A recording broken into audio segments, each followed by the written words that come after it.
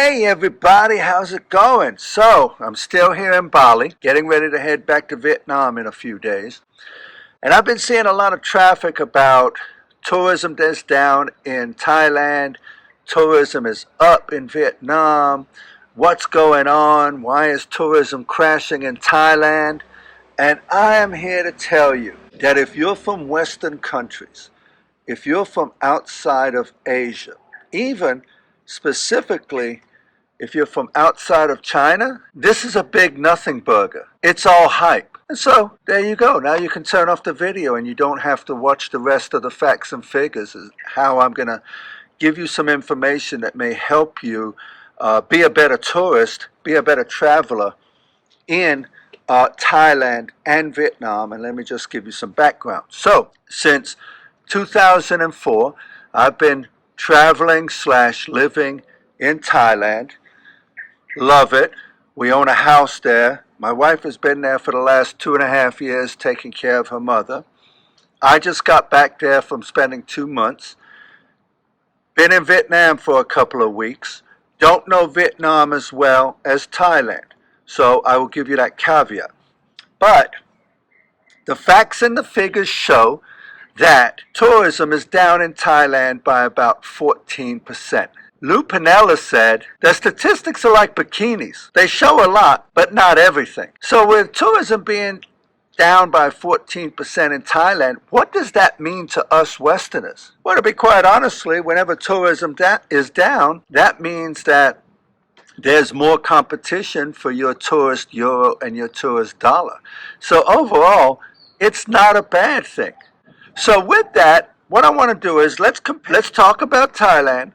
Let's talk about Vietnam, and then let's compare the two, and let's so you can make a decision. A lot of people will say, and they will always say, Thailand isn't what it used to be. It's not as cheap anymore. Okay, that's true. And that Chinese tourism has fallen by over 30% to Thailand. And what I would say as a Westerner is, who cares? You will not see Chinese backpackers in hostels. Where you're going to see Chinese tourists is in the 4- and 5-star hotels and in the big tour groups. Westerners don't typically travel like that. And so it's almost like fish swimming at different levels in the ocean.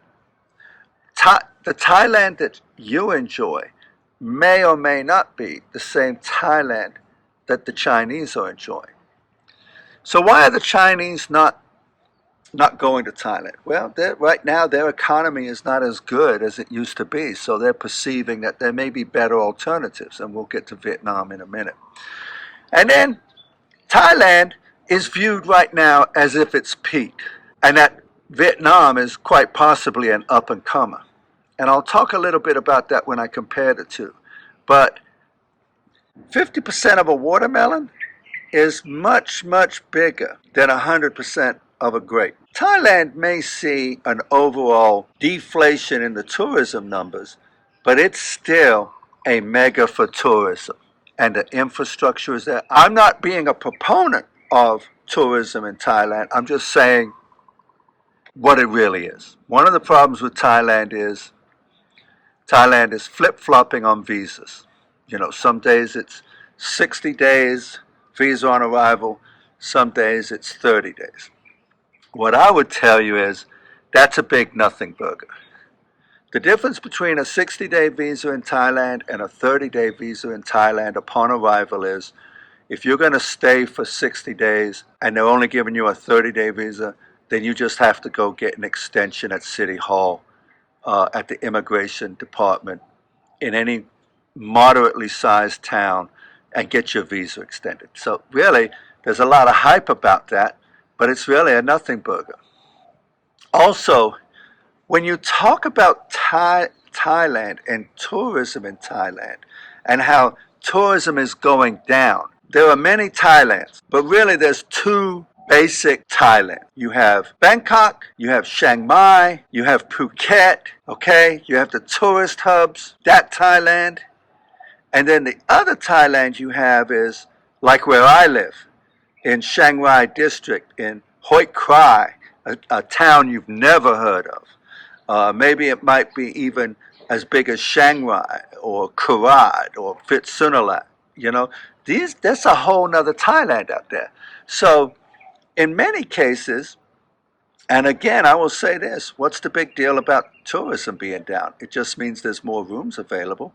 If tourism goes up, that's when you have to pay more money. You have to pay more money for less services. So it's really a good deal. Now, let's talk a little bit about Vietnam. But let me just say this.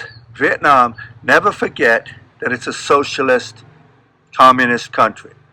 And their government has an enormous propaganda machine that doesn't necessarily believe in free. They believe in free enterprise, but they don't believe in free enterprise. I know that sounds stupid, but what I'm saying is the propaganda machine in Vietnam is going to attack tourism in Thailand. They're going to attack issues like one time recently, a Chinese couple went to Thailand.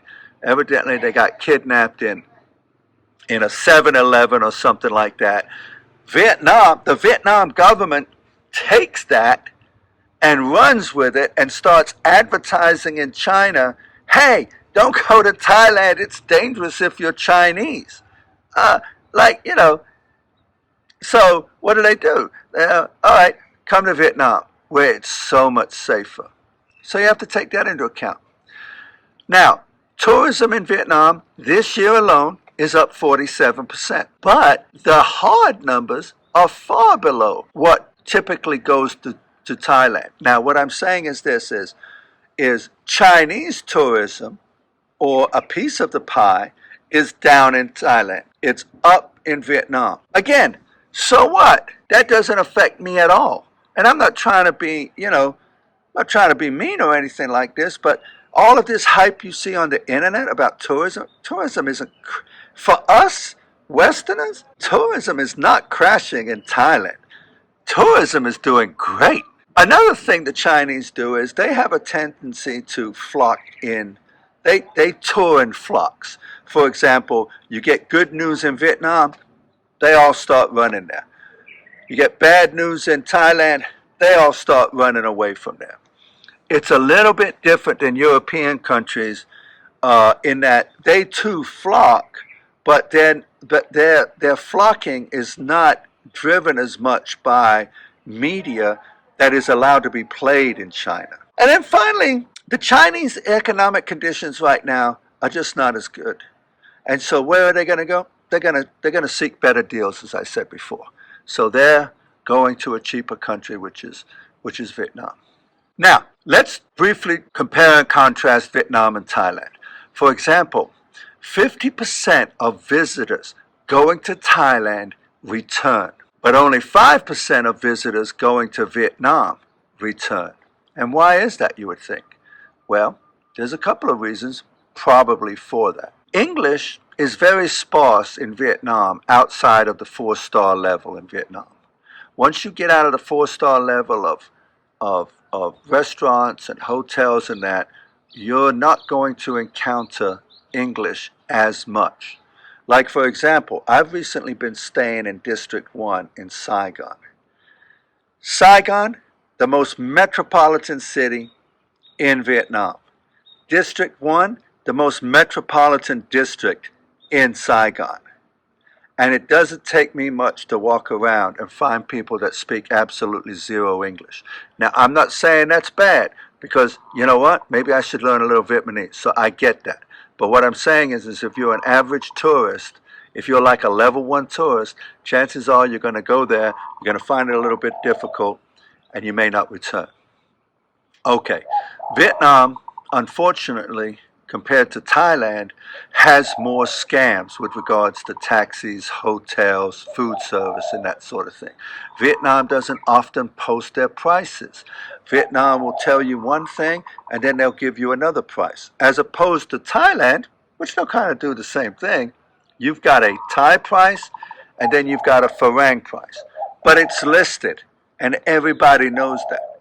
You go to a bar or restaurant in Vietnam, you need to keep your head and your wallet on a swivel, and you need to identify up front what those prices are going to be for you. And then lastly, With regard to comparing and contrasting Thailand and Vietnam, there is one very important thing that does not show up in statistics, and that is Thailand has branding.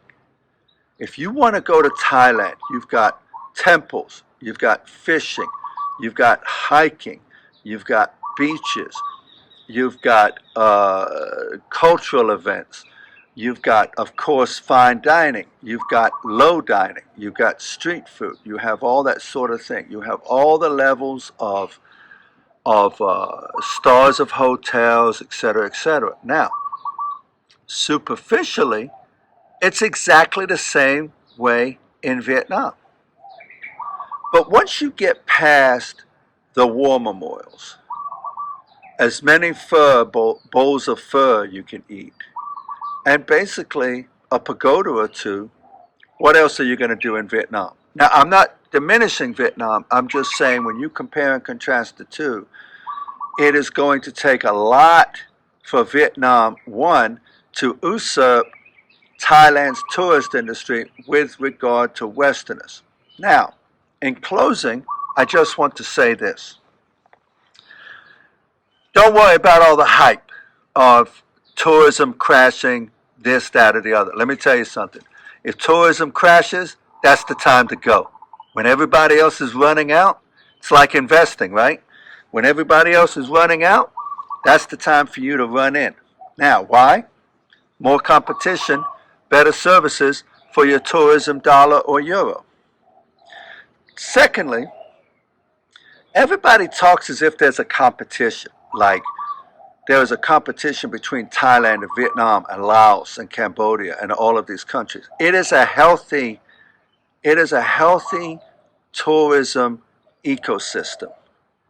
You go to Thailand, it's nothing for you to pop over to Vietnam. You go to Vietnam, it's nothing for you to pop over to Thailand. In fact, after I'm done visiting in Vietnam, I may just pop over and see the wife in Thailand for a week or two before I go back to the States. You know, it's not a big deal traveling around Southeast Asia.